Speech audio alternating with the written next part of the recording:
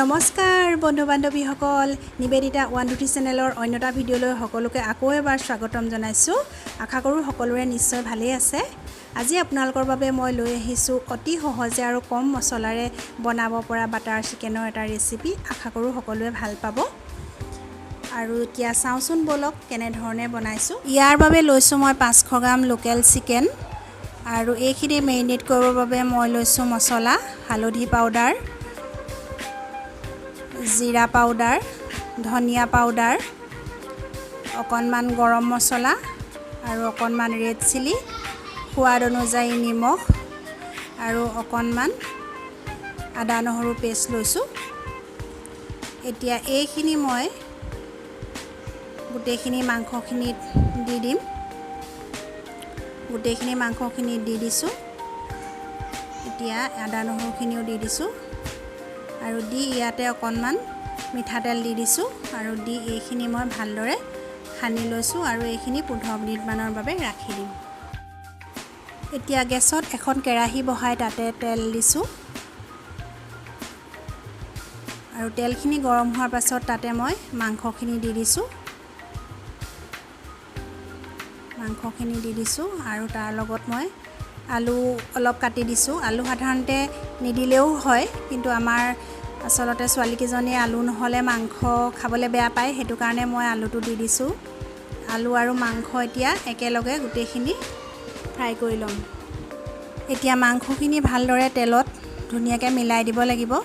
অকণমান সময় মিলোৱাৰ পাছত এইখিনি আমি ঢাকি ঢাকি অলপ সময় কম জুইত ফ্ৰাই কৰিব লাগিব, কাৰণ মাংসটো আমাৰ ধুনীয়াকৈ ফ্ৰাই হ'ব লাগিব। এয়া চাওক, ফ্ৰাই হৈছে। পিছত আমি বেছি সময় ইয়াক আৰু নাৰাখোঁ, সেইটো বাবে খাব পৰাকৈ মাংসও সিজিব লাগিব, আলুও সিজিব লাগিব। এতিয়া এয়া মাংস আৰু আলু প্ৰায় সিজি গৈছে। এতিয়া মই এইখিনি ধুনীয়াকৈ ফ্ৰাই হোৱাৰ পিছত এখন কাঁহীত কাঢ়ি লৈছোঁ। কাঢ়ি লৈ এইখিনি অলপ সময় ৰাখি দিম। ইয়াৰ বাবে মই এতিয়া এটা পেষ্ট বনাম। তাৰ বাবে মই লৈছোঁ বিলাহী টুকুৰা টুকুৰকৈ কাটি লৈছোঁ, কেইটামান কাজু বাদাম লৈছোঁ, লং, ইলাচি, ডালচেনি লৈছোঁ, অকণমান পিঁয়াজ লৈছোঁ আৰু আদা নহৰু টুকুৰা টুকুৰকৈ কাটি লৈছোঁ। এতিয়া এখন কেৰাহী গেছত বহাই দিছোঁ আৰু তাতে অকণমান বাটাৰ দি দিছোঁ। যিহেতু বাটাৰ চিকেন হয়, গতিকে এইখিনি আমি বাটাৰত যদি ভাজি লওঁ তেতিয়াহ'লে তাৰ গোন্ধটো ধুনীয়া ওলাব। এতিয়া বাটাৰখিনি ভালদৰে গলাৰ পাছত তাতে মই গোটেই বস্তুখিনি দি দিম। পিঁয়াজ দিছোঁ। এয়া পিঁয়াজ দিয়াৰ পাছত এইখিনি বস্তু একেলগে দি দিছোঁ গোটেইখিনি, আৰু প্ৰয়োজন অনুসৰি ইয়াত হালধি দিছোঁ আৰু সোৱাদ অনুযায়ী নিমখ দি দিছোঁ। নিমখটো দিলে সোনকালে সিজে, সেইটো বাবে অলপ নিমখ দি দিছোঁ। আৰু এতিয়া ইয়াত মই 1 চামুচ জিৰা গুড়ি দি দিছোঁ আৰু অকণমান তাত ৰেড চিলি দি দিছোঁ। ৰেড চিলি বেছি দিয়া নাই, মই অকণমানহে দিছোঁ। গতিকে এইখিনি আমি এতিয়া গোটেইখিনি এনেদৰে লৰাই দিছোঁ।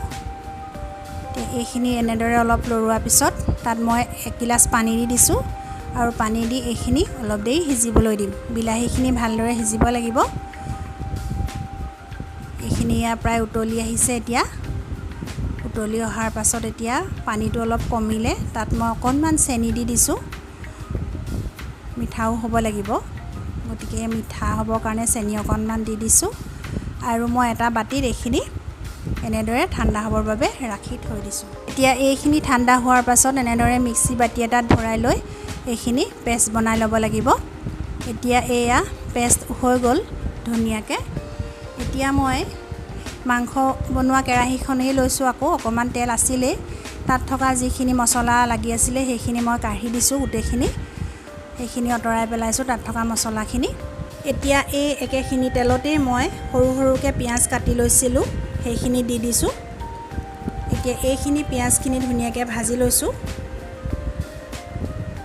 এতিয়া এইখিনি ভাজি লোৱাৰ পাছত মই তাতে 1 চামুচ বাটাৰ দি দিছোঁ। আপোনালোকে 2 চামুচ দিওঁ বুলি ক'লেও দিব পাৰে, কোনো কথা নাই। বাটাৰটো বেছি হ'লেও বেয়া নালাগে খাই।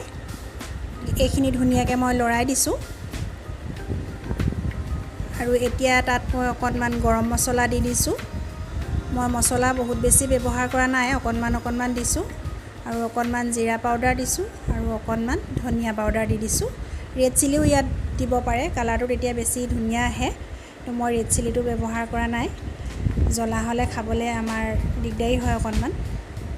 এতিয়া তাত মই গোটেইখিনি মিলাই লোৱাৰ পাছত বনাই ৰখা পেষ্টখিনি দি দিছোঁ আৰু বাতিটো আখালি তাত অকণমান পানী দি দিছোঁ আৰু এইখিনি ধুনীয়াকৈ এয়া মিলাই লৈছোঁ। ইয়াত যদি গোটা মছলা থাকে সেইটো চাব, তেতিয়া সেইখিনি আঁতৰাই পেলাব। এতিয়া মই ইয়াত লাহে লাহে মাংসখিনি আৰু আলুখিনি দি দিছোঁ। ইয়াৰ এক্সট্ৰা মছলাখিনি কাঁহীখনত ৰৈ যাব কম কমকৈ দিলে, নহ'লে গোটেইখিনি একেলগে দিলে গোটেইখিনি গুচি যাব, কাৰণ আমি এক্সট্ৰা মছলাখিনি ইয়াত যাবলৈ নিদিওঁ। আৰু এতিয়া গোটেইখিনি এয়া ধুনীয়াকৈ মিলাই দিছোঁ। গ্ৰেভি এয়া হৈছে অলপ, আৰু অলপ গ্ৰেভি কৰিবৰ কাৰণে মই পানী অলপ দি দিছোঁ। এইটো নিজৰ ওপৰত কথা, আপোনালোকে পানীটো কিমান দিয়ে, গ্ৰেভিটো কিমান ৰাখিব। এতিয়া এটা উতল ভালকৈ আহিলে, গতিকে তাতে মই আকৌ 1 চামুচ বাটাৰ দি দিছোঁ। আপোনালোকে 2 চামুচো দিব পাৰে বাটাৰ। এতিয়া এইখিনি গোটেইখিনি ধুনীয়াকৈ লৰাই দিছোঁ।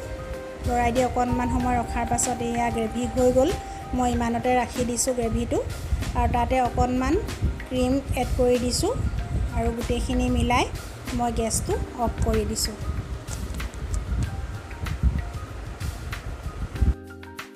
মই এটা বাটিত অকণমান উলিয়াই লৈ ওপৰতে অকণমান ক্ৰীম দি ছাৰ্ভ কৰি দিছোঁ। চাওকচোন, দেখিবলৈও ধুনীয়া হৈছে আৰু খাবলৈও যথেষ্ট ভাল হৈছিলে। আপোনালোকেও এবাৰ ট্ৰাই কৰি চাবচোন।